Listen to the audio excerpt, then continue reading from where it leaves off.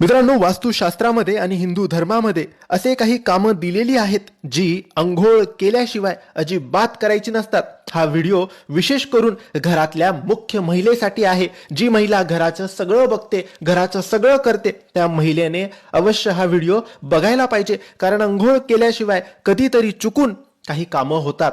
तीच कामं आजच्या व्हिडिओमध्ये आम्ही तुम्हाला सांगणार आहेत. यातलं पहिलं काम आहे ते म्हणजे तुळशीला पाणी टाकणं.